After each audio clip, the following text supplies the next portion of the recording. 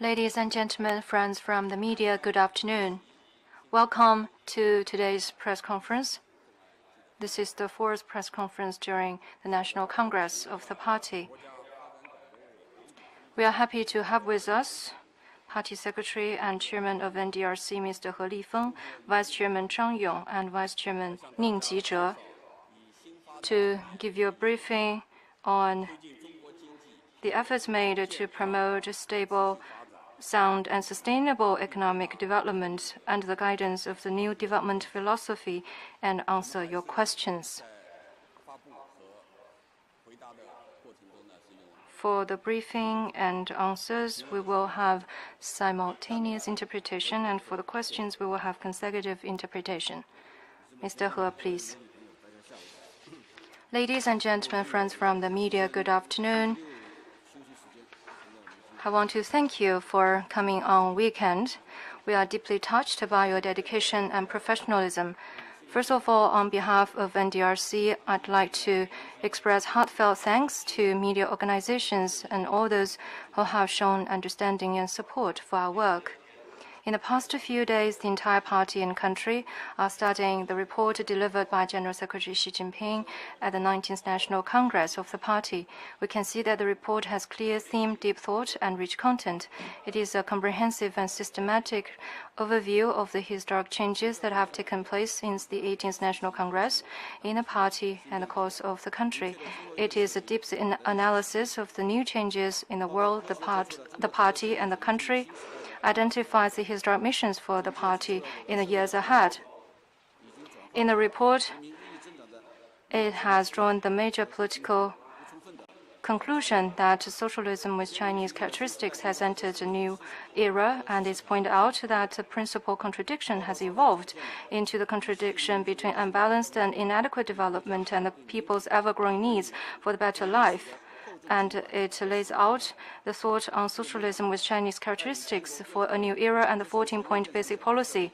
It demonstrates the commitment and conviction of Party Central Committee with Comrade Xi Jinping as the core towards the country, the nation, people, and history. It's a political declaration and program of action for completing the building of moderately prosperous society in all respects and achieving the victory of socialism with Chinese characteristics for a new era and realizing the Chinese dream of national rejuvenation is highly inspiring and encouraging. The NDRC is responsible for macro regulation of the economy. A large part of the Party Congress report is about economic work. It gives an overview of the economic and social development since the 18th National Congress, provides deep analysis of the current economic situation, and spells out major tasks of economic work under the leadership of the party. We are studying the report. 我们始终坚持以人民为中心的发展思想，坚持稳中求进工作总基调， Central Committee with Comrade Xi as the core, facing challenging and complex domestic and international circumstances. We've been committed to people-centered development philosophy, pursue progress while maintaining stability.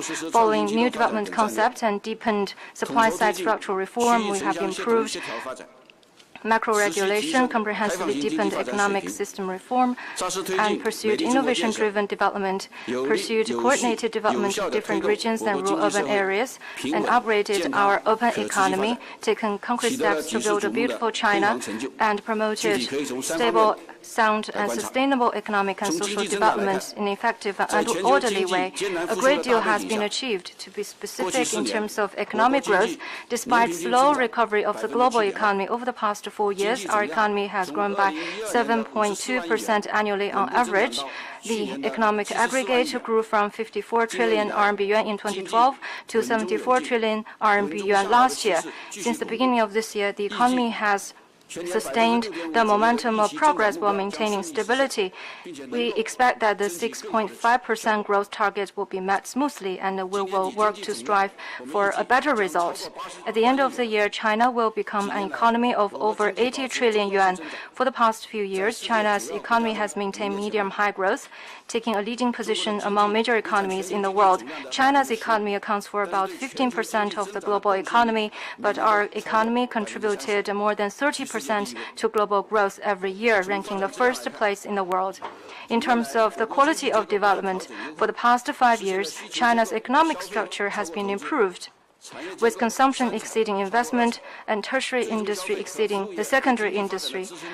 Final consumption and services are playing a bigger role in underpinning economic development. In the first 3 quarters, consumption contributed 64.5% to economic growth, and services sector accounted for 52.9% of GDP. Regional development pattern is being improved. Progress is made in new type of urbanization. In 2016, permanent urban residents account for 57.35% of the total population. There has been an orderly shift of growth of drivers. New technologies, new industries, new models, and new businesses are emerging in 2016. Scientific advances contributed 56.2% to economic growth. 1.55 trillion yuan was spent on research and development. In terms of people's livelihood, both employment and poverty reduction, 2 important indicators, have seen strong performance. We promoted employment with innovation and entrepreneurship, adding over 13 million urban jobs each year for 4 years in a row. In the first 9 months of this year, we created 10.97 million new jobs. Poverty reduction has been advanced. We lifted over 55 million people out of poverty in 4 years, and another over 10 million this year. Poverty ratio fell to 4.5% at the end of 2016, and it is expected to drop to below 4% by the end of this year. Meanwhile, over 5.8 million people have been relocated from inhospitable areas. A review of both civilizations shows that such great achievements can only be made under the CPC leadership and under the socialist system. But these achievements have not come easily. In the past 5 years, they are attributable to the strong leadership and sound decision-making of the CPC Central Committee with Comrade Xi Jinping at its core, and to the unity, perseverance, and hard work of people of all ethnic groups. Since the 18th Party Congress, the CPC Central Committee has focused on the principal contradiction and main aspects of contradiction of economic and social development. Take account of the long cycle of economic development and the political and economic landscape of the world, and formulated an economic policy framework. The CPC Central Committee has played a key role in this process, drawing a major conclusion that economic development has entered a new normal, which concerns the overall perspective on economic development, putting forward the vision of innovative, coordinated, green, and open development that is for everyone, stressing the importance of supply-side structural reform, which concerns the objective and task of economic development, earnestly implementing the concept of seeking truth from facts and seeking progress while maintaining stability, which concerns the approach to ensuring success in economic work. In practice, this economic policy framework aims at both addressing problems and achieving targets, and stresses both top-level design and specific operations, both short-term and long-term interests. This policy framework is well-planned and reasonable, and has been implemented in an effective and orderly manner, and it has generated positive responses, properly handled problems, and increased development expectations. The practice over the past 5 years has proven that this policy framework has both proceeded from and guided practices, and it has been constantly enriched by practices as well. It is the latest outcome of the political economics of socialism with Chinese characteristics, and has contributed to the wisdom, the Chinese wisdom, to the innovation and development of Marxist political economics. It has become a significant component of socialism with Chinese characteristics for the new era, and a fundamental principle to ensure economic work for the new era. At the same time, we are keenly aware that our economic and social development is facing many difficulties and challenges, which needs to be carefully addressed.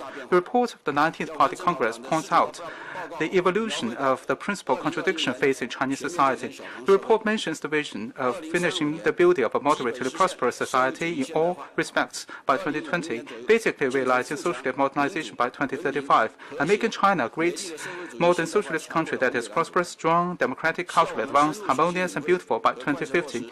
For this to happen, we need to carefully study and implement the decisions of the 19th Party Congress, further strengthen political consciousness in 4 aspects and confidence in 4 aspects, carefully study the new features, new developments, and new problems of the principal social contradictions at different stages and in different time periods of social and economic development, carefully analyze the reasons, accurately grasp the principal contradictions and main aspects of contradictions of economic and social development, keep innovating and improving macroeconomic regulation, putting forward targeted solutions, striving to achieve better quality, more efficient, fairer, and more sustainable development. These are my opening remarks. And Through these remarks, I've given responses to the questions raised by many journalists to NDRC. Now, my colleagues and I are ready to take your questions. Thank you very much, Chairman He, for your concise and important opening remarks. Now the floor is open. Please identify your media affiliations before raising the questions. 谢谢主持人，我是新华社的记者。我的问题是给何立峰主任。何主任您好，过去5年来，一直有声音质疑中国经济会出现硬着陆，但事实上我们看到中国经济稳中有进，一枝独秀。作为宏观调控部门的负责人，您认为中国经济为什么行？从前3个季度的经济增速来看，很多媒体和机构评价说，中国经济企稳态势已经很明显了。 甚至有观点认为新的周期已经来临，请问您怎么看待这个问题？谢谢。Thank you. With the Xinhua News Agency, I have a question for Chairman He Lifeng. Thank you for being with us today. Over the past 5 years, we have heard predictions from time to time of a hard landing for the Chinese economy. But in reality, the economy made steady progress and outperformed many other major economies. As someone in charge of micro-regulation, what, in your view, contributed to China's economic success? According to many media organizations and institutions, the growth rate in the first 3 quarters of this year suggests a steady momentum of the economy and even the beginning of a new economic cycle. What is your judgment? 好，谢谢。2012年。 到今天呢，应该说是全球经济是在艰难复苏。但是 Until now, we can see difficult recovery of the global economy, but the China's economy has maintained stable growth and progress. On the stability side, I think there are 4 important points.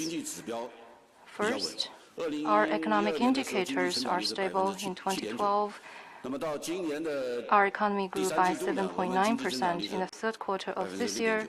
China's economy grew by 6.9% from 2012 to 2016. As I said, our economic growth was 7.2% on average. And from Q1 to Q3 this year, the economy grew by 6.9%. In 2012, the economy was 54 trillion, and in 2016 it was 74 trillion RMB yuan. At the end of this year, without any surprise, we can expect that our economy will exceed 80 trillion RMB yuan. That we achieve within 5 years' time. That's an increase of more than 20 trillion, about 4 or 5 trillion every year. And this year, it could be more than 6 trillion.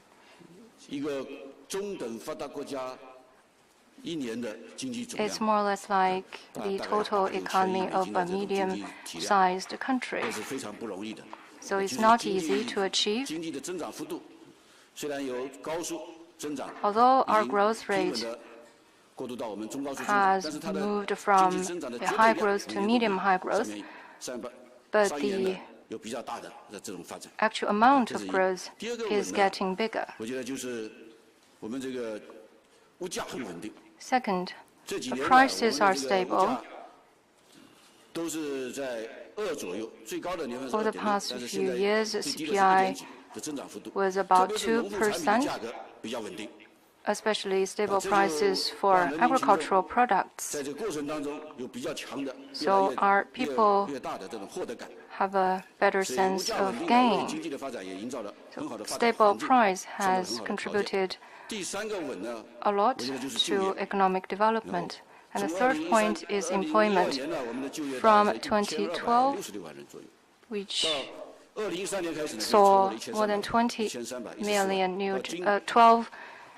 new jobs, and then we created 30 million jobs in the following year. And every year we've been creating more. In September this year, In the first 9 months of this year, we created 10.97 million new jobs. And by the end of the year, we could create more than 13 million new jobs. That's more than 65 million new jobs in 5 years. Without stable economic development, that would not have been possible. And fourthly, we have achieved stable progress in poverty alleviation. Every year, we lift more than 10 million people out of poverty, and the HCR would be lower than 4% this year. We have several years to go before the deadline of our goal. It's not easy, but we have been moving forward, and we have worked so hard to meet the target. On the progress side, as mentioned in the report of the Party Congress, we carried out more than 1,500 reform measures. All those are difficult reforms, and we've made good progress in reforms. And we've made good progress in bringing down cost, reducing inventory, deleveraging. For instance, in reducing overcapacity of steel, we've applied more legal and economic means to cut excess capacity. We have cut overcapacity in steel by 100 million tons, and for coal, we have cut by more than 400 million tons. At the same time, we need to provide jobs for more than 1 million people. So progress has been made in this process.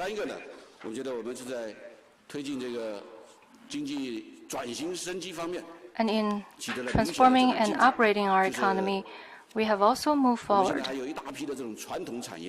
We have a large number of traditional industries. Unlike traditional companies, traditional industries have pursued technological innovation and pursued research and development and being transformed at a faster pace. And we have seen booming new businesses, new models, like bike sharing, car sharing, e-business, e-commerce. Such new business models are emerging. During the National Day holiday season, many people traveled abroad for sightseeing. Many of them feel strange that when they are abroad, they find it not convenient to use IT platforms. But IT platforms and technologies are so convenient when they are home. So the development of IT and e-business has improved our people's daily lives. According to the report by some media organizations, China has more than 90 unicorn companies, accounting for about 1/3 of the world's total. Even catching up with countries with largest number of unicorn companies. So we can see the prosperity of new businesses, new industries. This is a testament to the improvement of business environment. And this has laid a solid foundation for future development.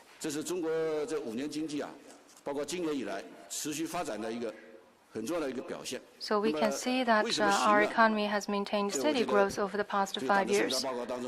Why the Chinese economy has been so successful, I think the report has provided answers.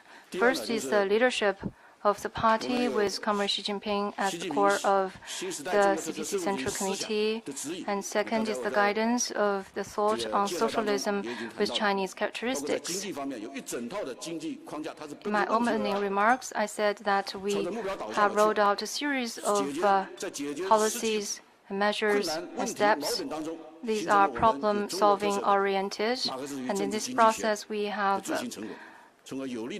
developed the Marxist economic theories in the context of China's circumstances. And we have the advantage of the socialist system with Chinese characteristics. We've been able to mobilize all resources possible to get great things done, which are thinkable in the past.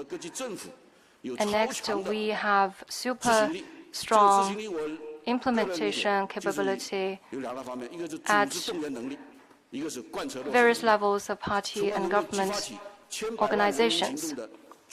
They've been able to mobilize the enthusiasm of our people to take China's economy forward. We have full confidence in China's future, and General Secretary Xi has laid out the goals going forward. We will complete the building of a moderately prosperous society in all respects, and then move on to build China into a modern socialist country by the middle of this century. And we have full confidence, and we are fully capable of doing that. Thank you. 这样好，那位男，我看看啊，应该是，对，那位男士吧，好，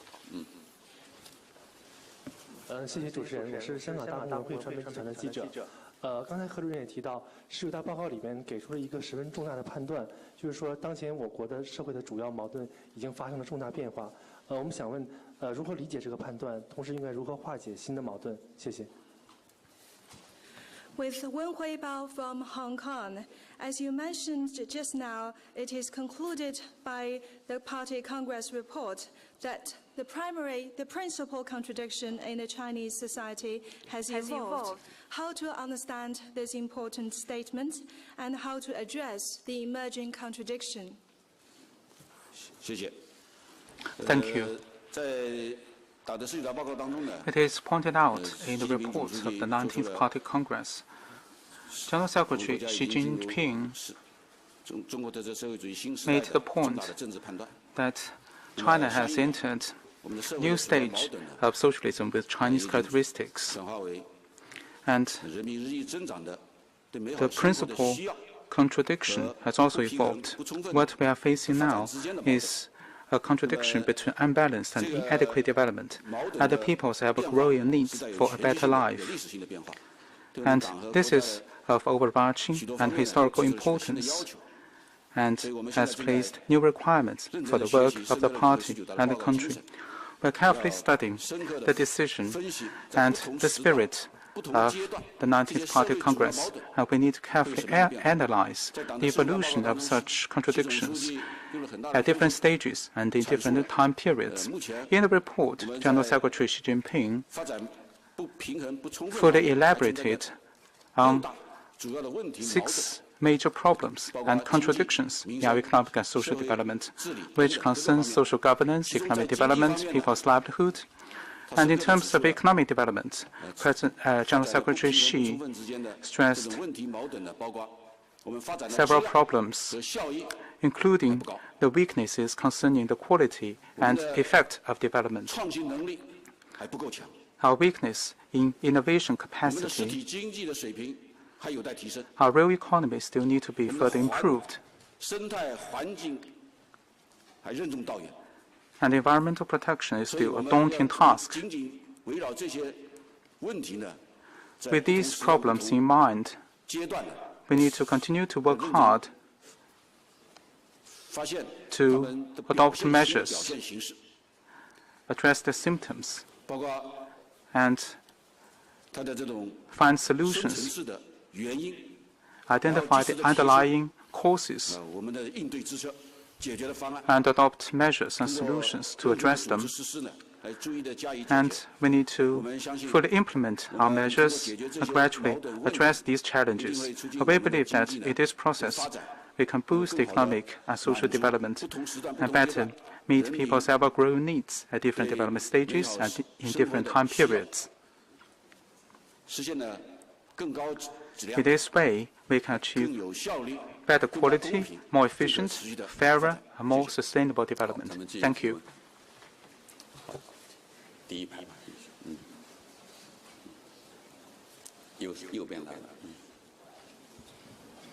我是中央电视台中国国际电视台的记者，我想问一个有关京津冀协同发展的问题。我们知道，今年4月份的时候，雄安新区是正式成立了。然后前不久呢，北京城市总体规划2016到2035年也是正式对外公布了。想请问一下何主任，雄安新区和北京副中心的进展到底如何了？另外一个，我们看到19大报告当中啊，也是对京津冀协同发展又是做出了新的部署。那么接下去京津冀协同发展还会有一些什么样大的动作？谢谢。Thank you. I'm with CCTV and CGTN. I have a question on the coordinated development of Beijing, Tianjin, Hebei region. In April this year, the Xiong'an New Area was officially announced, and not long ago, the Beijing City Master Plan 2016 to 2035 was made public. So could you update us on the latest progress regarding the Xiong'an New Area and the subsidiary administrative center of Beijing? And it has been outlined in the Party Congress report for the strategy to pursuing coordinated development of Beijing, Tianjin, Hebei region. So can we expect any further major steps to be taken to advance their coordinated development? 好，谢谢。 Thank you. I will answer your 3 questions in reverse order, because Xuanyu area and subsidiary center of Beijing are a significant component of the coordinated development. In 2013, General Secretary Xi Jinping put forward the vision of coordinated development. And later, he chaired the meeting on the principal leaders of Beijing, Tianjin, and Hebei, and officially announced the strategy of coordinated development. Over the past few years, this strategy has been fully implemented. In particular, we have made 3 major breakthroughs. Number 1, the breakthrough in transport. We have extended some roads which in the past were not linked to other roads. We've also upgraded and relocated industries. Beijing has been relieved of some industries or functions which are non-essential to its role as a capital, and these industries and functions have been moved to Tianjin and Hebei. In terms of environmental protection, we have also made major progress. For example, we have promoted the green space development in areas around Beijing. And for some coal-burning pollution, these problems have been carefully addressed.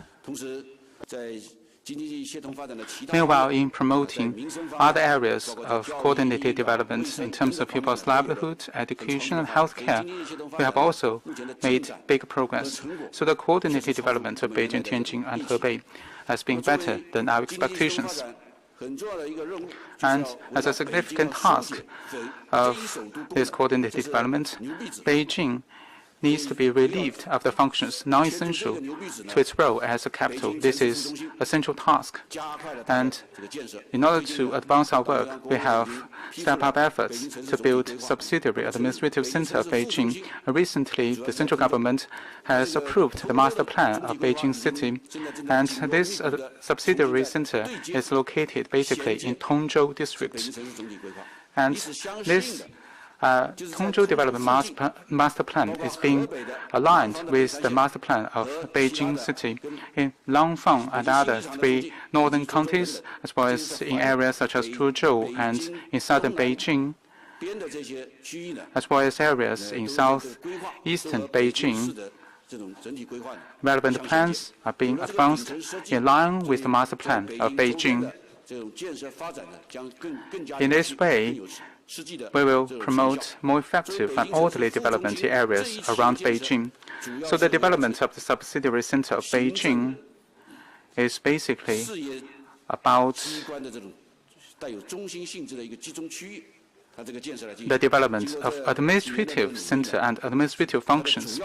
And after several years of hard work, we have completed the most important tasks. According to our plan, the Beijing Municipal Government, the People's Congress, and Political Consultative Conference and other organs will start to move to Tongzhou, and other organs will start to move to Tongzhou in the second and third quarters of next year. And this has sent a strong signal that we have made major progress in the development of the subsidiary center. And going forward, Beijing will be better relieved of the non-essential functions. And we will take more robust measures going forward. Another important component for the coordinated development is the Hebei Xiong'an area, which was established on April the 1st, and that is about 30 kilometers from Baoding area, basically in Xiongxian and Anding counties. And it is about 2,200 square kilometers, and the initial area is 200 square kilometers. And over the past few months, the planning and development of Xiong'an area has seen big progress. And I would like to focus on 4 points. Number one, we have established efficient and strong party, committee, and government teams. They are doing a good job at the moment. And number two, we have invited over 300 experts at home and abroad, and basically 12 teams to formulate master plans for the development of Xiong'an area as a whole, as well as the initial area of development. We will take a global perspective, follow world-class standards, and carry Chinese features, and advance from a high starting point to make relevant master plans. And as General Secretary Xi Jinping said that we need to make plans at a high starting point. We are actually doing that, and we have entered the final stage of the formulation of the plan. And I believe soon this plan will be approved. And after the approval of the plan, we will earnestly implement the instruction of General Secretary Xi Jinping, that is to promote the development at a high starting point. Number three, a related point is that we need to make sure that relevant policies and measures of Xiong'an area will be adopted. And these measures are being formulated at the moment by NDRC and other organizations. At the moment, we are having consultations with relevant stakeholders. And after the master plan of Xiong'an area is approved, relevant policies and measures will be adopted as well. And number four, as long as relevant plans do not contradict the development of Xiong'an area, relevant projects will be chosen and advanced. In particular, we are planting trees in major areas. Meanwhile, the high-speed railway or Beijing-Hong Kong railway, Beijing-Xiong'an section, as well as the railway linking the new airport through Bazhou, or called the Xiong'an section of Bazhou high-speed railway, are experiencing preliminary study. We hope that the work and the construction will start very soon. We believe that on the basis of current progress, the development of Xuanyu area will be advanced smoothly and achieve success. We will follow the instructions and requirements of the General Secretary and make sure that Xuanyu area will become a success story. Thank you.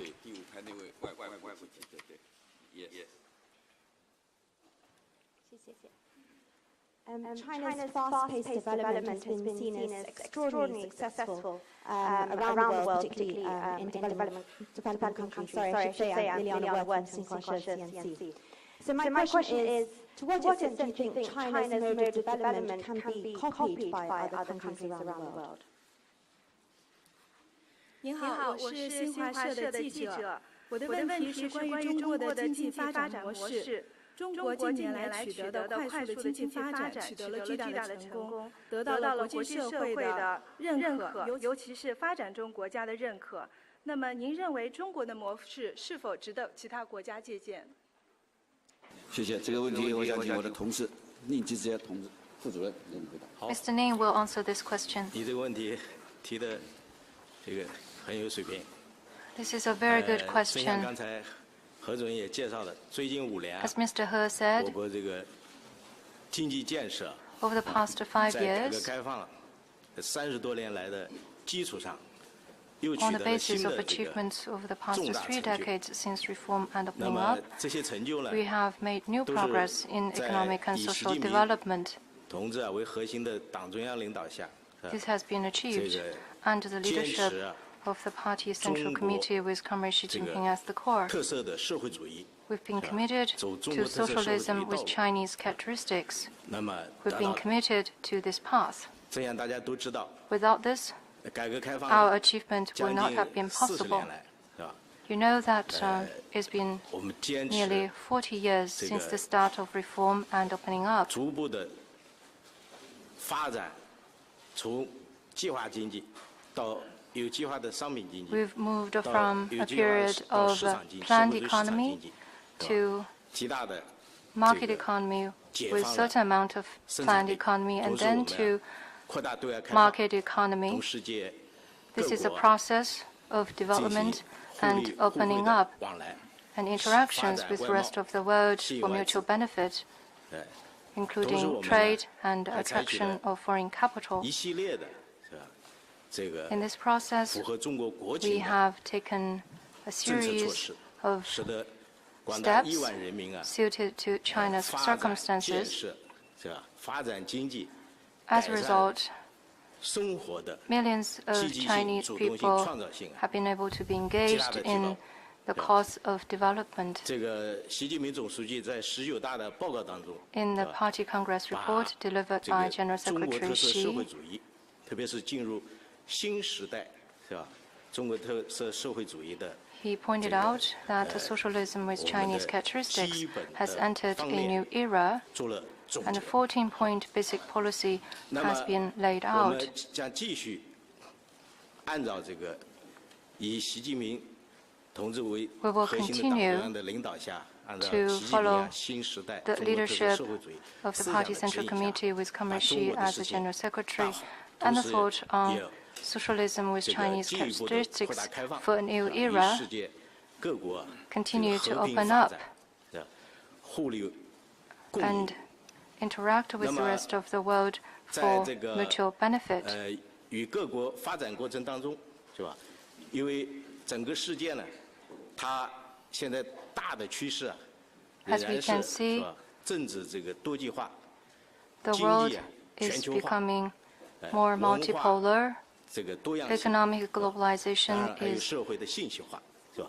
这个趋势 deepening. 啊并没有 Such 改 trend 变。 has not 世界 changed. 各国呢，都有自己的国情，是吧？有 Countries 自 are 己的 different 文化， in their 从 national 自己的 circumstances, 这个国情 in 出发呢， culture, etc. 寻求发展经济、改善 And 民生呢， All countries 这是 pursue economic and social 世界 development 的 and 利益的共同 improvement 点， of their 是吧？ people's 那 well-being. 么中国在 This 发展 is 当中， What the 探索出来 countries 的 have 中 in 国特色社会 common. 主义呢， While in China, 是我们从中国 we are 国情 pursuing 出发的。 socialism 那 with 么世界各 Chinese 国呢，相 features, 互 This is our choice based on China's circumstances. And this is the China model or China proposal for the reference of the rest of the world in their efforts to pursue development and better lives for the people.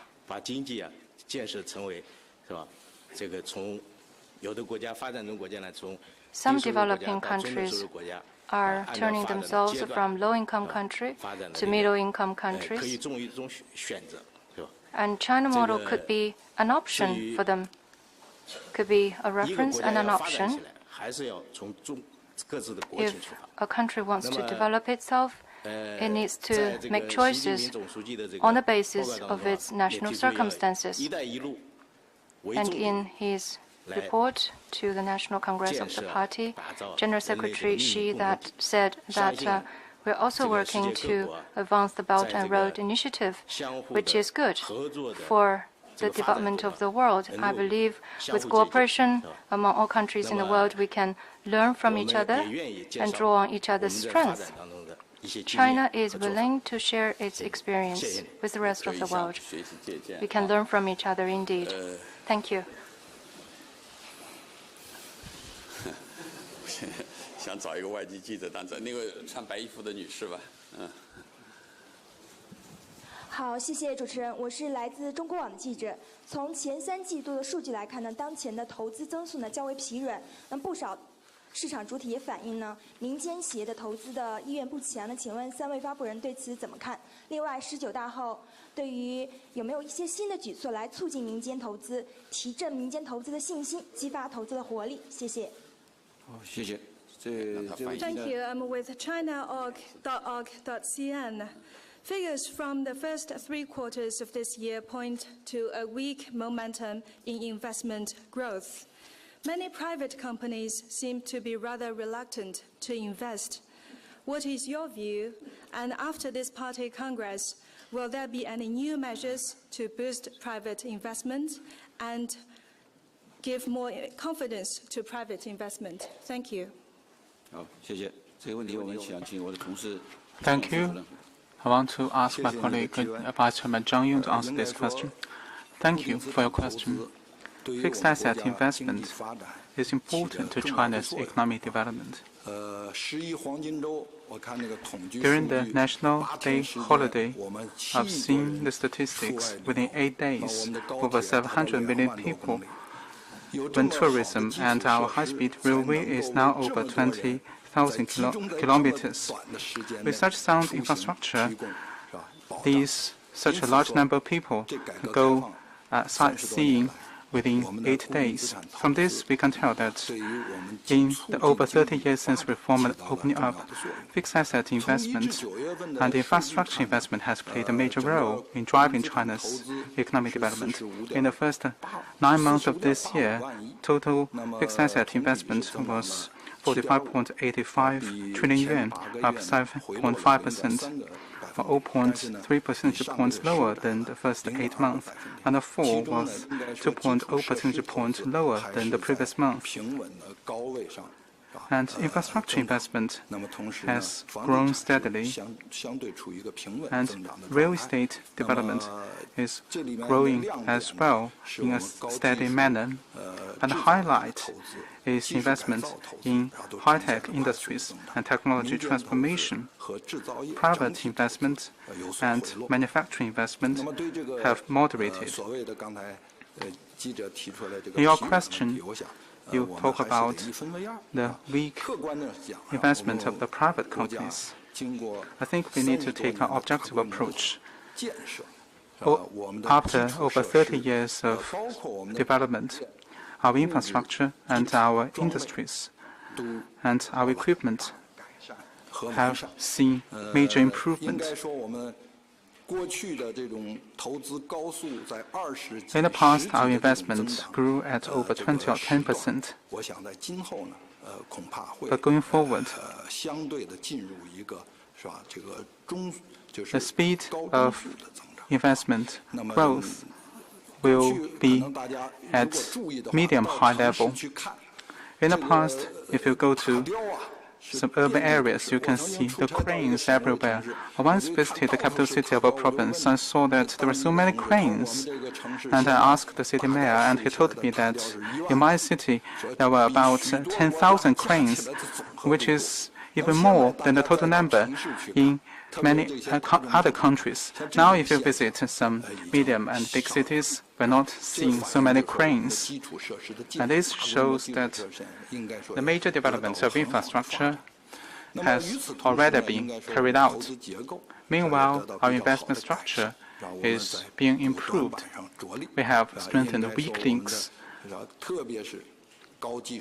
In particular, high-tech industry has seen faster development.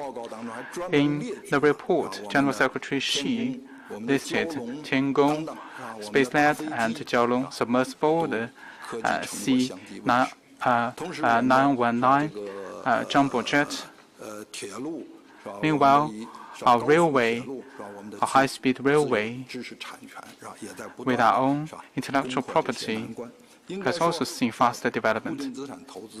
So from this, we can tell that fixed asset investment has been growing at a reasonable level. Meanwhile, we are facing some challenges. For example, our government investment is not effective or targeted enough, and there are still some restrictions concerning private investment.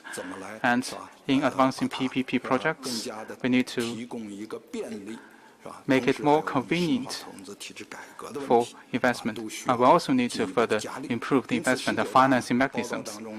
And in the report of the 19th Party Congress, General Secretary Xi mentioned that we need to further deepen investment and financing mechanisms and leverage the role of investment to promoting the development of the supply-side structural reform.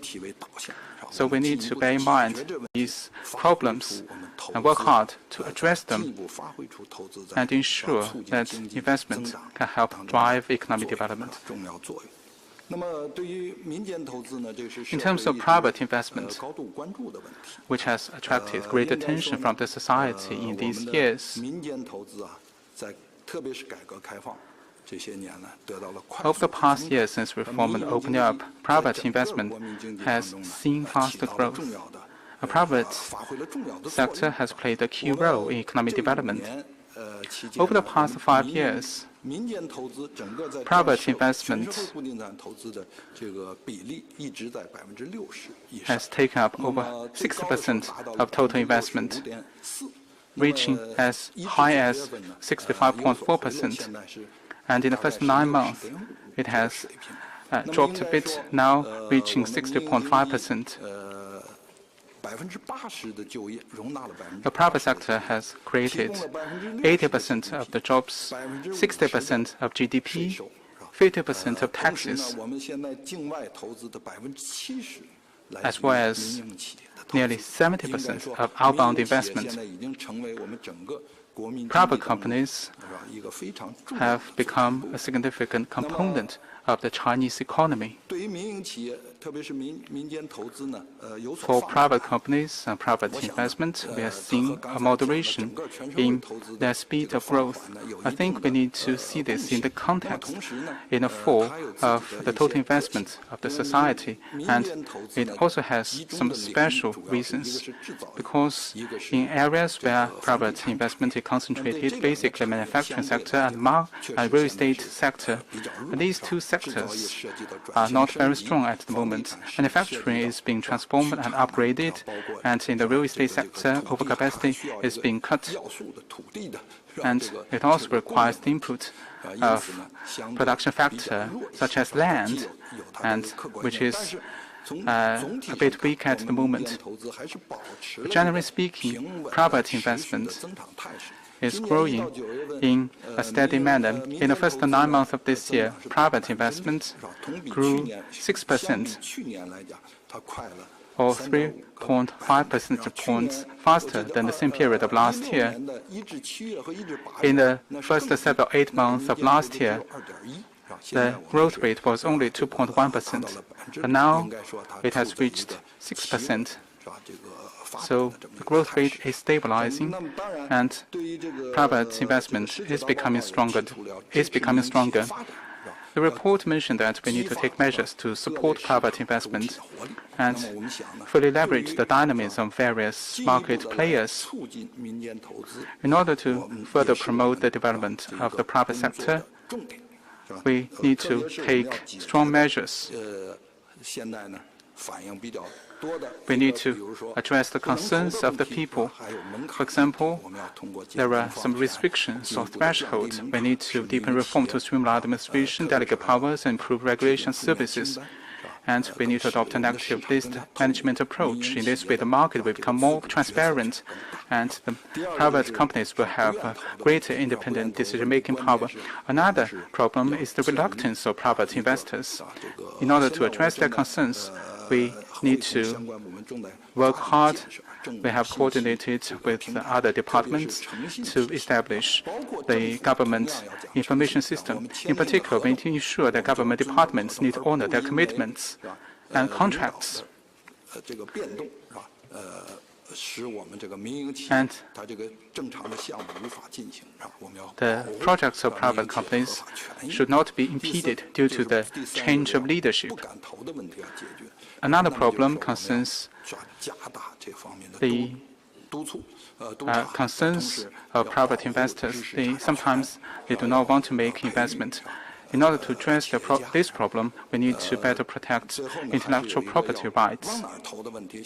And another question or problem is the areas of private investment. As we are experiencing a transformation in the economy, and the government needs to better identify the new areas of investment. We need to provide better policy guidance. For example, railway equipment is a very important area. Recently, State Council issued a new policy on driving the development of the private investment. And one key point is about the area of investment. We need to better guide the investment into areas with a long industrial chain and those areas that enjoy bright prospects.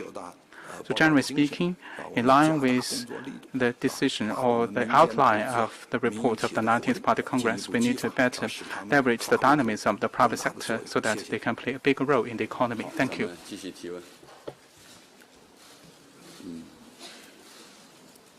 好，第四排那位吧。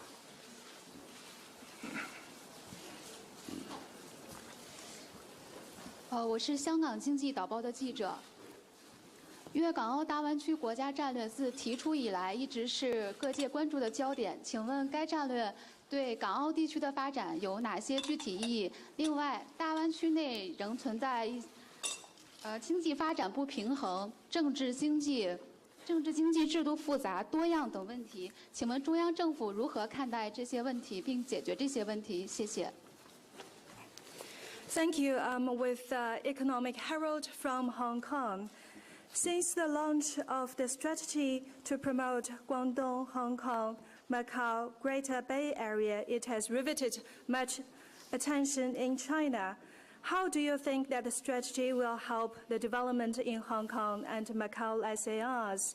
On the other hand, cities in the Greater Bay Area are confronted with such complicated challenges as unbalanced economic development and differences in economic and political system.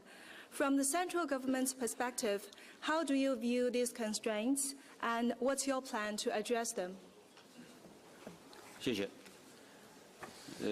Thank you. In his report to the 19th National Congress of the party, General Secretary Xi pointed out that Hong Kong, Macau are closely linked with the mainland. And as we celebrated the 20th anniversary of return of Hong Kong to the motherland, General Secretary Xi witnessed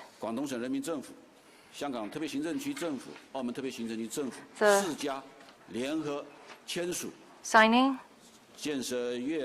of the agreement to build Guangdong, Hong Kong, Macau, Greater Bay Area.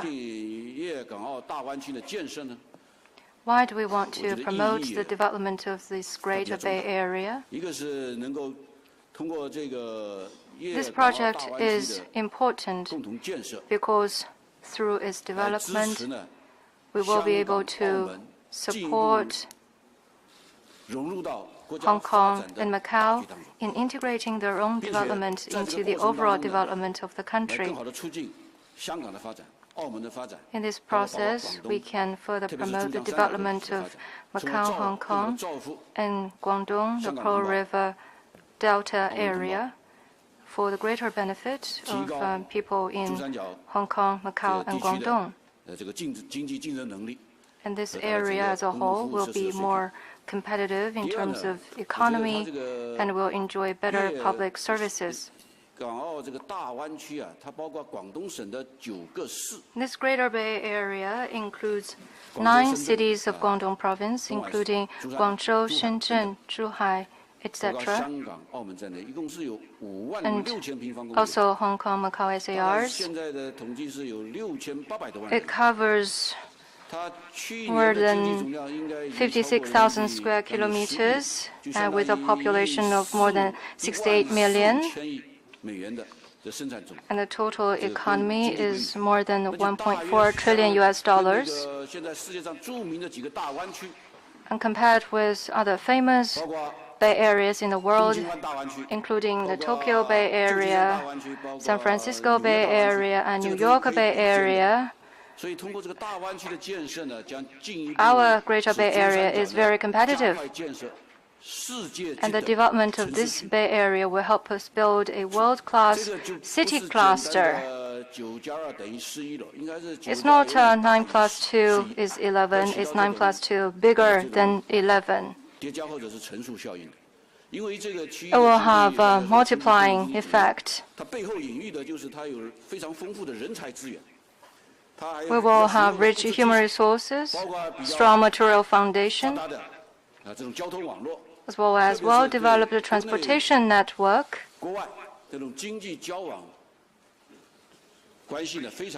All this will facilitate exchanges between different areas, and this Greater Bay Area is very much used to exchanges with the outside world, so we can expect a lot from the development of this region.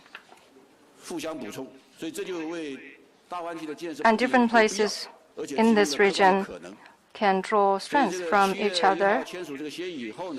With the signing of the agreement on the 1st of July, the development of the Greater Bay Area has taken up speed. NDRC, together with Guangdong, Hong Kong, and Macau, has been working hard on the compilation of a master plan for the development of this Greater Bay Area. This will serve as a blueprint for the development of Greater Bay Area. This work is ongoing. We have finished the first draft, and we are seeking opinions from various sides. We want to hear opinions as much as possible for improvement of this draft. If journalists from Hong Kong and Macau have good opinions, you can let us know. We have a team who's working on this, and we will hear your opinions. This is what we call, we open up doors to develop good programs and plans. So we want to make our plan as good as possible, make it feasible and doable, and we want to make concrete progress in this process. So this is an ongoing process. Related to the development of this plan is scientific and technological innovation. Guangdong, like Guangzhou, Shenzhen, and Hong Kong and Macau, these places have close technological exchanges. Drone, information technology, and other new businesses and new models are developing and have very good foundation.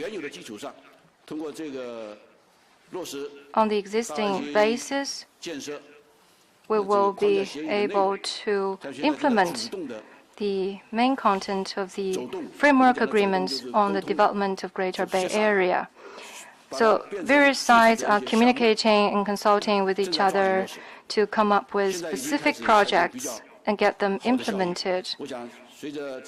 Good results have been produced. I believe with this project going on, the Greater Bay Area will become an important base for innovation and R&D. Since this is a big area, and also the neighboring area also has great potential for development, research and development, manufacturing, and recycle of the production will move even faster forward through scientific and technological innovation, including innovation of our systems and mechanisms. This Greater Bay Area will become a new source of growth for China. The quality, the efficiency, and the performance of development will be leading the development of other regions in China. We are confident in it.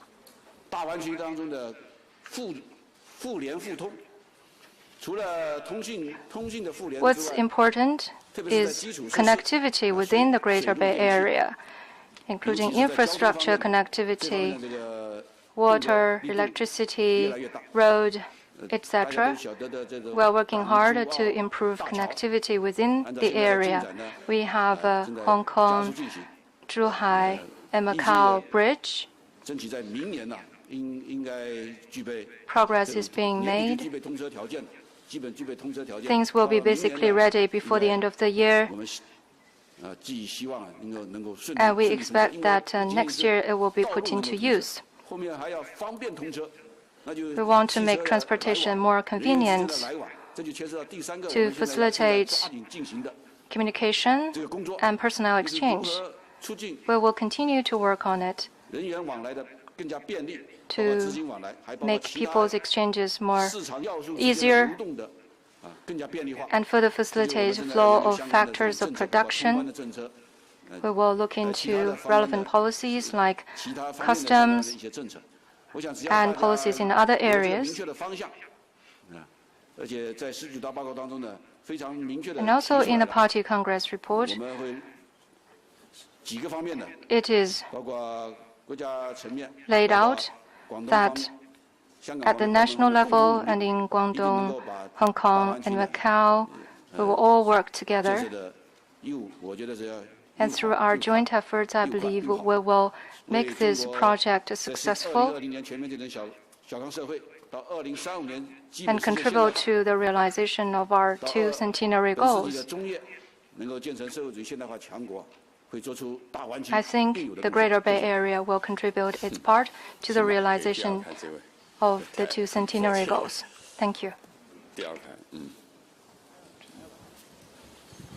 谢谢，我是中国冶金报的记者。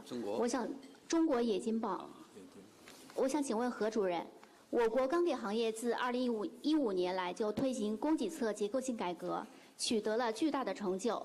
下一步，国家发改委还将出台哪些政策，继续深化钢铁行业的供给侧结构性改革，提升钢铁行业的竞争力？采取哪些措施来防范地条钢的死灰复燃？谢谢。 Thank you. With China Metallurgy News, I have a question for Chairman He. Since China launched the supply-side structural reform with the steel sector in 2015, remarkable achievements have been scored. So we would like to know what new measures will be taken by the NDRC to deepen reform in the steel sector in order to boost its competitiveness and in order to prevent the resurgence of substandard steel products. Thank you. In my opening remarks, I touched upon this point. Over the past couple of years, we've taken market-based and law-based measures to cut 110 million tons of backward steel production capacity. 这些钢铁企业，所以现在正在巩固它这个成果。 And now we are consolidating the results. And substandard steel has been eliminated. Going forward, we need to build on existing achievements and promote the development of high-quality steel. At the moment, Mr. Ning Jizhe is leading a team to study this field. And now I will give the floor to Mr. Ning. Thank you for your question. This is a very important question.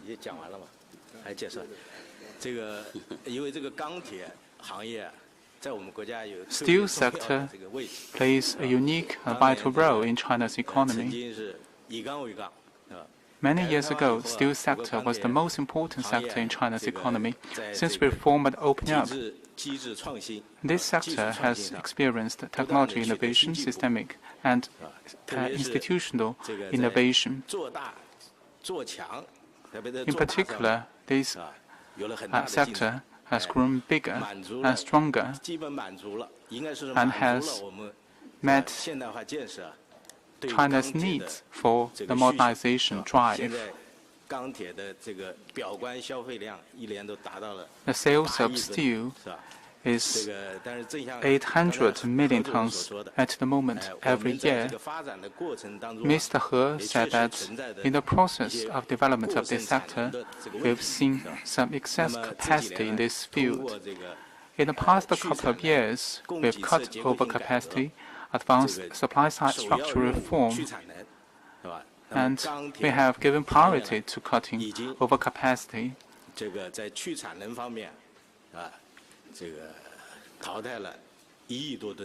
And we have eliminated over 100 million tons of backward steel capacity, particularly the substandard steel. But this is an ongoing process. We still need to move ahead. In particular, we need to prevent the re-emergence of the substandard steel capacity, whose production is a violation of laws and regulations. At the moment, our total steel capacity is big, and we need to better manage the relationship between supply and demand, and we need to take firm steps to cut overcapacity. In the report of the 19th Party Congress, it was mentioned that in advancing supply-side structural reform, we need to continue to advance the 5 major tasks to cut overcapacity, reduce inventory, deleveraging, strengthen the weak links, and lower cost. We'll also place emphasis on performance and efficiency and promote technology innovation and technology progress. In this way, the supply of advanced products can better meet the needs of our country.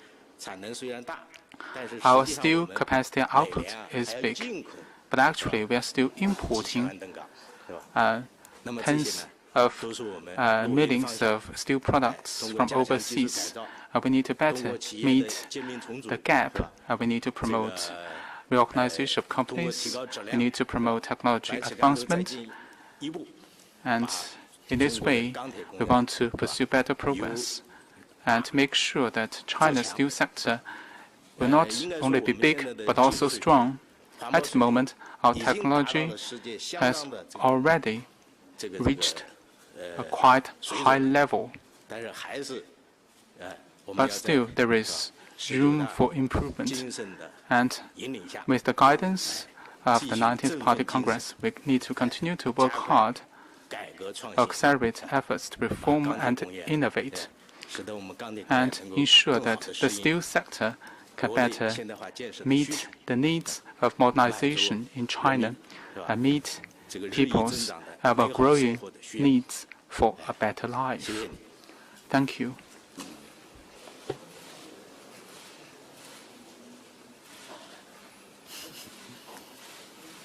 先给第3排这位男士吧，头上对。您好，谢谢主持人，我是人民铁道报的记者。因为众所周知啊，18代以来，我国的高铁发展取得了巨大的成效，高铁网络的规模和运营速度现在都居世界第1位。我的问题就是想请问发改委，下一步我们国家在推进高铁发展方面还有哪一些规划和哪一些具体的举措？谢谢。这个问题呢， Thank you. With the People's Railway Daily.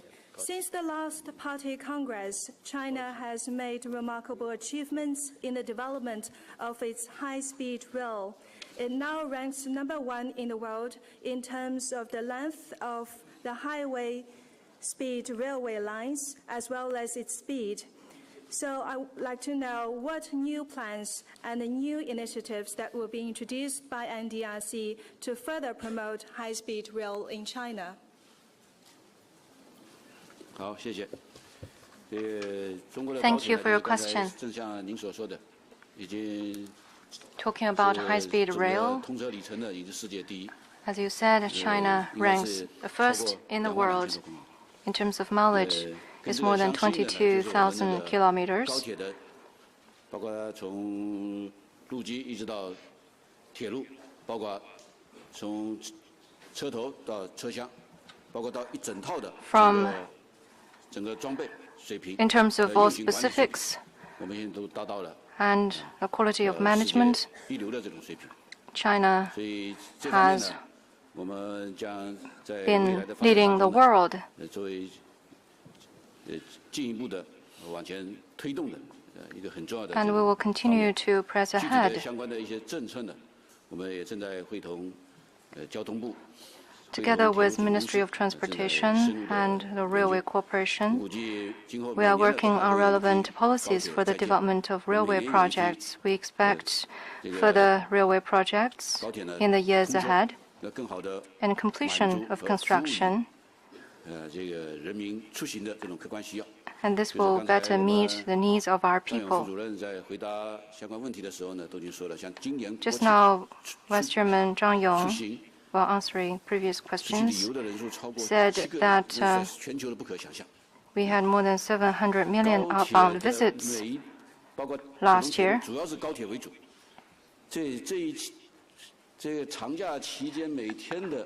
And the travels within China are many.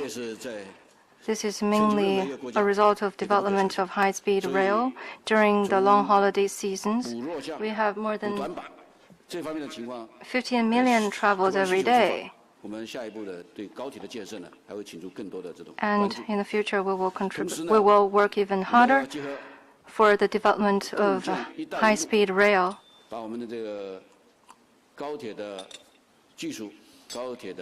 And for One Belt, One Road initiative, we will share high-speed rail development experience and standard with countries along the route. If necessary, we will consult and build together for the building of a community of shared future for mankind for the benefit of people and countries along the route.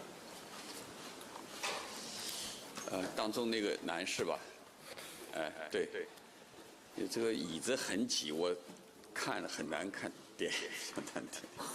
谢谢我是路透社的，我就问一下，我们这次这个冬季大气污染的治理，对我们4季度的 GDP 的增长率，还有明年这个比如1季度的这个经济增长，会不会有什么影响？另外，展望一下明年的这个经济前景，因为今年我们知道这个6.5左右的目标肯定已经实现了。谢谢。With Reuters, I would like to know to what extent will China's efforts to combat smog in the winter season affect economic growth in the fourth quarter of this year and the first quarter of next year? And could you share with us your assessment of China's economic outlook next year, because we are sure to secure the 6.5% target this year? 谢谢，这个问题我想请我们张 Thank you. Vice Chairman Zhang Yong will answer this question. For pollution control, this is a major task of the central government. Over the past 5 years, we have adopted the 10-point regulations on air, water, and soil pollution control. For air pollution control, this is also very much on the minds of the people. And General Secretary Xi has made important points in related areas. He said that environment is about people's livelihood, and the green mountains are beautiful, and the blue sky can make people happy. And our development philosophy is to put people first. To control air pollution is a very important task for us. We have a specific mechanism in place, and the Ministry of Environment is the leading agency, and other agencies need to coordinate with that ministry and get the job done. After several years of hard work, we have made important progress in reducing emission. For example, energy consumption per unit of GDP has fallen by 20.9%, and CO2 emission has fallen gradually. We have conserved and used 10 billion tons of standard coal less, thanks to our great efforts. Going forward, we need to step up our work to control pollution and protect the environment. We need to carry out some restrictive measures on highly polluting companies, and this will affect the performance of these companies. But this is very important for the overall development of the country and can help us better build the ecological civilization. Going forward, we need to take strong measures. Restrictive measures on these highly polluting companies will not have a big impact on the overall performance, because over the past few years, in the highly polluting industries, we have carried out strong measures. Every year, we have some evaluation indicators for different provinces and place requirements on these provinces. And relevant evaluation methods and indicators are related for the emission of power plants. And the technologies of these power plants have become more sophisticated than before. With these combined measures, we'll see more days of blue sky.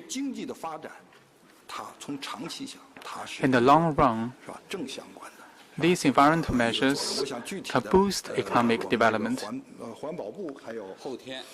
And the Ministry of Environment will hold a press conference, and they will talk about the specifics.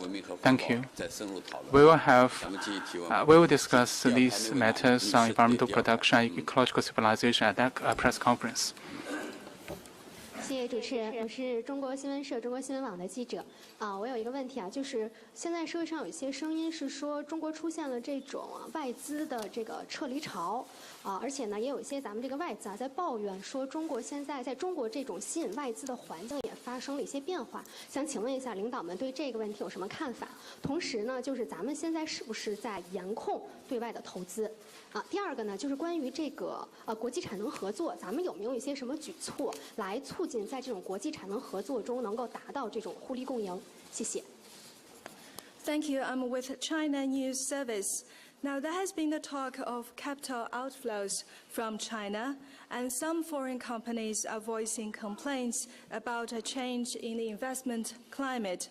What do you think? And separately, is China discouraging outbound investment?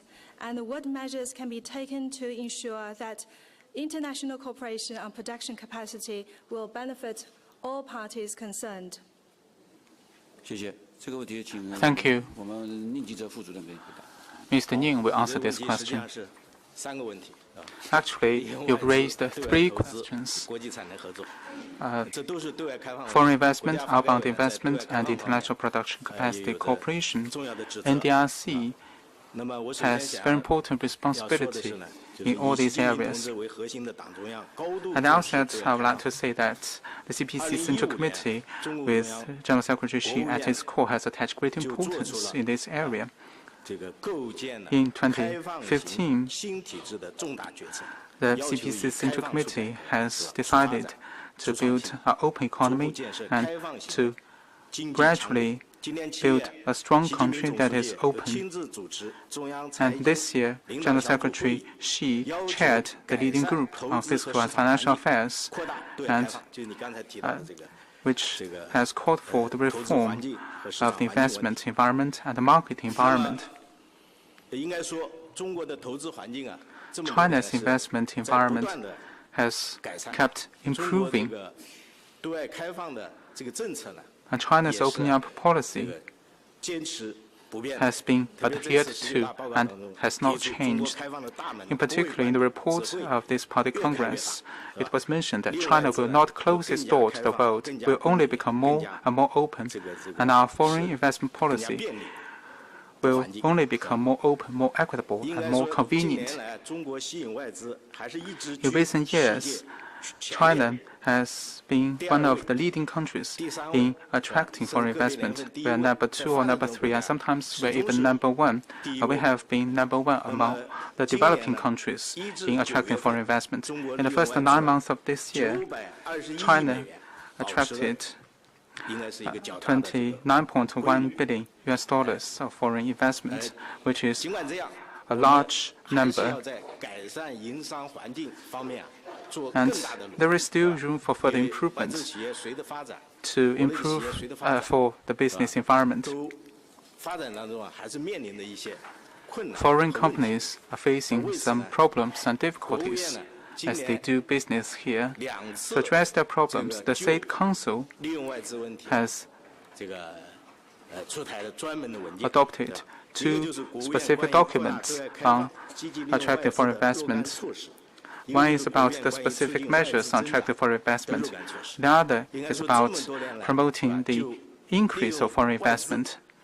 So these are 2 documents that were adopted this year. Actually, within just 6 months, we adopted 2 important documents which fully reflect the importance that the central government attaches to foreign investment and our commitment to improve the business environment. And these measures are very robust. Going forward, we need to fully implement the pre-establishment national treatment and active list management approach, and ease market access substantially. In this way, we can better improve the business environment. In terms of fair competition, we should not only adopt national treatment before the access, but also after the access. And we treat all companies as equals.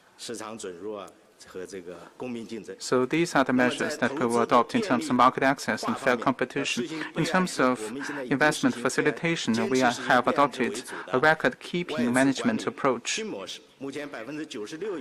And over 90% of foreign investment are subject to localized record-keeping management. And in some areas, they are exploring more reform measures so as to better facilitate investment procedures.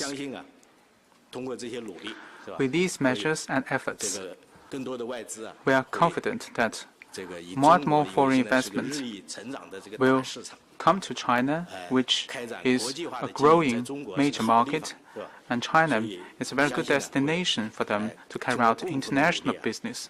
And I believe with the joint efforts, the market will become more open, more effective, more reasonable, and more equitable.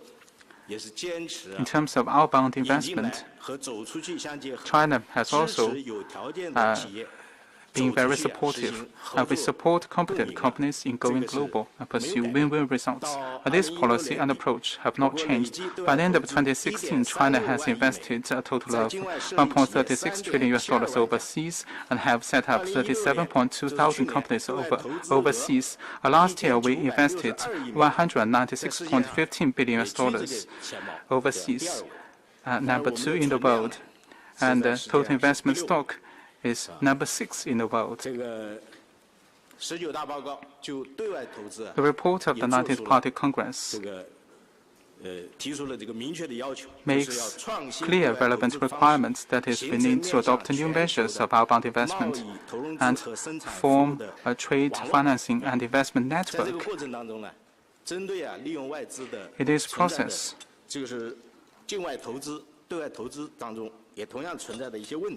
facing various risks of outbound investment, we will better guide the companies to regulate their overseas investment. In August this year, the State Council General Office issued the guidelines of further guiding and regulating outbound investment, which can provide good guidance to the companies to carry out management and operations and prevent various risks. Meanwhile, we are making relevant laws concerning outbound investment, which can boost the sustained and sound development of outbound investment. This year, our outbound investment has reached $78 billion, and actually, the fall has moderated,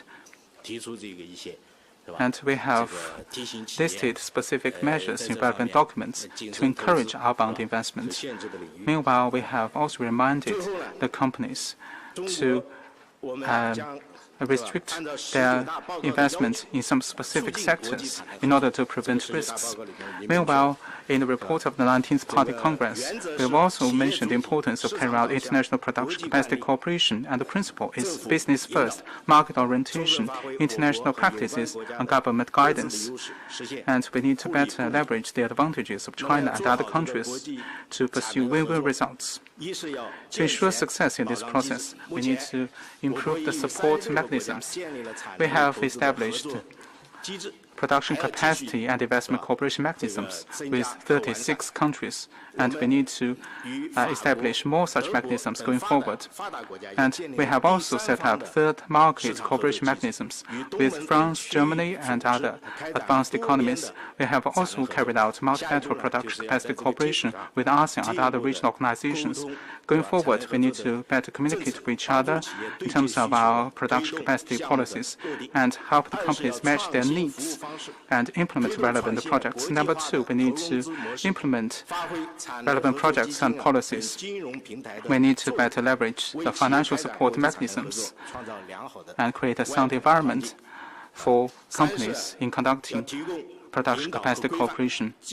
Number three, we need to provide better guidance, continue to encourage companies to take an active part in the Belt and Road development and international production capacity cooperation and get integrated into the global industrial chain and value chain. We also encourage them to observe the local laws and regulations, honor their social responsibility, and pursue win-win results and common development. Number four, we will ensure sound implementation of the measures. We will step up policy communication with relevant countries, implement the already signed cooperation documents, strengthen the multi-party cooperation platform, advance relevant negotiations, and work for early harvests so as to deliver benefits to the people of various parties. Thank you. Last question.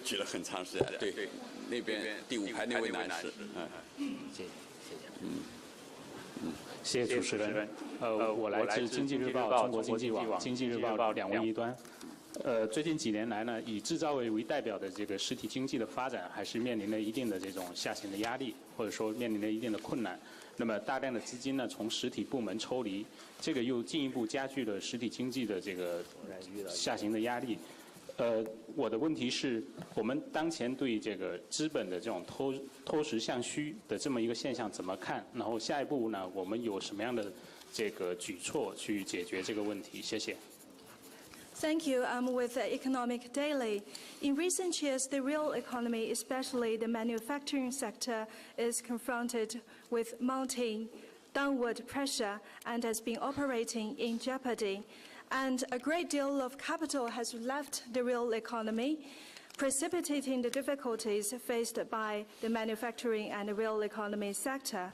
So my question is, how do you view the situation of financial resources turning away from the real economy, and what steps may be taken to remedy the situation? Thank you. 谢谢。这个问题也请我们张勇副主任给回答。 Vice Chairman Zhang Yong will take this question. Thank you for your question. Well, what you said is true. As a result of the international financial crisis, the weakening market demand, both home and abroad, and the declining of profitability of real economy, capitals and enterprises are turning away from the real economy. 当然，这种现象呢，确实对于我们这个结构调整，对于我们这个是吧这个产业升级创新 readjustment of economic structure, industrial upgrading, and innovation-driven development, such phenomenon is not helpful. As market players, enterprises go for profit. They pursue profit. This is what companies do. If they think real economy is more profitable, then they will go into the real economy. But if not, they will go away. So what you said is true. The phenomenon does exist. But the larger situation remains stable with regard to the development of the real economy. As you can see in the report of the Party Congress, the Party Central Committee attaches great importance to this issue. It said that we must develop a modernized economy. We must focus on the real economy, give priority to improving the quality of the supply system.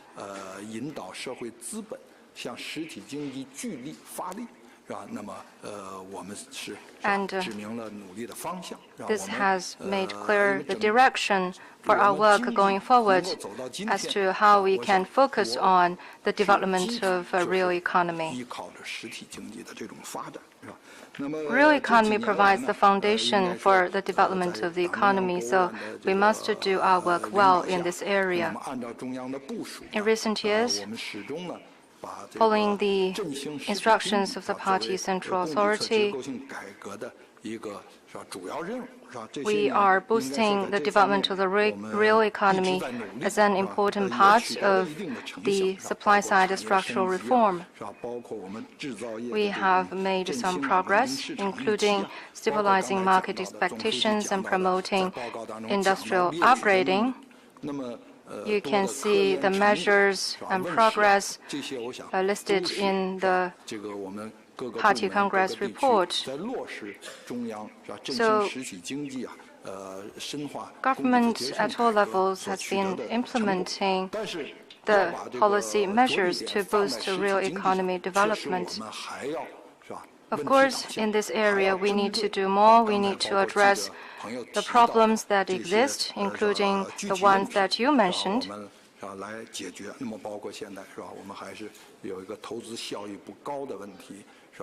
We need to address the problem of less of profitability of investment and poor performance and poor quality in the real economy. So we will take targeted measures to remedy the situation. First, we need to strengthen the weak points, increase effective supply. We need to focus on both hardware and software. We will speed up the development of emerging industries and advanced manufacturing. And talking about software, we need to improve our work related to the system of standard certification and accreditation, etc. And we will further streamline administration and delegate power to reduce burdens for our enterprises. The State Council has done so much to cut tax and fees by 1 trillion RMB yuan. We need to sort out the relationship between the government and the market to allow our enterprises to give more financial resources to the development of real economy. And we also need to implement innovation-driven development strategy and shift the growth drivers. We have rolled out the initiative of encouraging mass entrepreneurship and mass innovation. You must have seen our innovation parks around this country. The player in innovation park could become Alibaba tomorrow. College graduates and migrant workers who have gone home. All these people have great creativity, and they can play a positive role. In this area, we will give them more support for them to be successful. Moreover, we will address excess capacity to improve allocation of stock resources. Like the issue of steel that you mentioned. Over the years, we have been investing heavily for the development of some industries, and we have solved long-standing issues, including road, transportation, productivity. But now we have had some new problems, including excess capacity in some industries and sectors, including steel and electricity. And we will work hard to address excess capacity, especially backward capacity, and improve the stock resources. We have high-quality resources in place and high-quality capacity in place. And they are much more advanced than the backward ones. We need to make good use of them. And also financial institutions and financial services, we need to improve all of them so that they will provide better services to the real economy. And also services sector, especially producer services, we need to do a better job so that the real economy could achieve better development and contribute to the overall economic and social development. Thank you. 有不少记者一直在举手，因为时间关系啊，不能再安排了，很抱歉。欢迎大家出席以后的发布会和集体采访。今天的记者招待会到此结束。This is the end of the press conference. Thank you very much.